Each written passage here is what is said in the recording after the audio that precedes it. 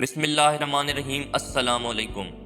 Video देखने और सुनने वाले तमाम दोस्तों को SB हेल्थ चैनल की जानिब से खुश आमदीद।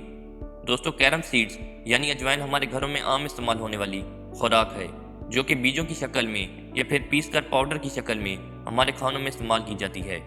दोस्तों, वैसे तो ये हर उम्र के लोगों के लिए मुफीद है, लेकिन 5 किस्म के मरीजों के लिए ये बहुत ही फ़ायदेमंद साबित हो सकती है। आज की इस वीडियो में हम आपको वो 5 मरीज बताएंगे जो कि अजवाइन से फ़ायदा हासिल कर सकते हैं। लेकिन वीडियो में आगे बढ़ने से पहले चैनल को सब्सक्राइब कर लें ताकि हर नई वीडियो आप तक बआसानी पहुंच सके। दोस्तों, पहले नंबर पर जो मरीज़ आते हैं उन्हें मैदे के मसाइल यानी मैदे की तज़ाबियत, मैदे का अल्सर, बदहज़मी और गैस जैसे मसाइल होते हैं। ऐसे मरीज़ों को डॉक्टर अजवाइन का इस्तेमाल करने का मशवरा देते हैं। अजवाइन का इस्तेमाल आपके निज़ाम हाज़मा को दुरुस्त रखता है और गैस और मैदे के अल्सर जैसे मसाइल से छुटकारा मिलता है। दोस्तों, दूसरे नंबर पर वो मरीज़ आते हैं जिन्हें खांसी का मसला होता है।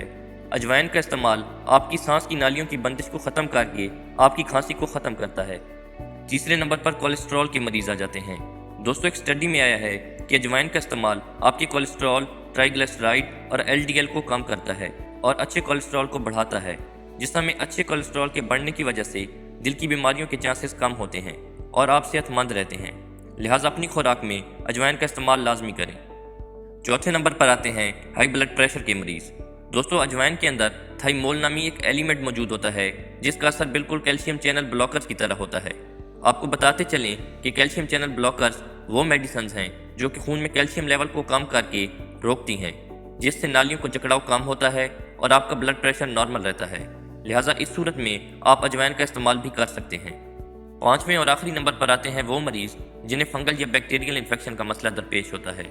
दोस्तों, अजवाइन के अंदर मौजूद थाइमोल के अलावा इसके अंदर कैरवाकोरोल नामी एक एलिमेंट भी मौजूद होता है जो कि इकोलाई और स्ट्रेप्टोकोकाई से होने वाले इन्फेक्शन से बचाते हैं। दोस्तों, आज की ये वीडियो इतने तक। मिलते हैं हेल्थ से रिलेटेड किसी नई वीडियो में। तब तक के लिए अल्लाह हाफिज़।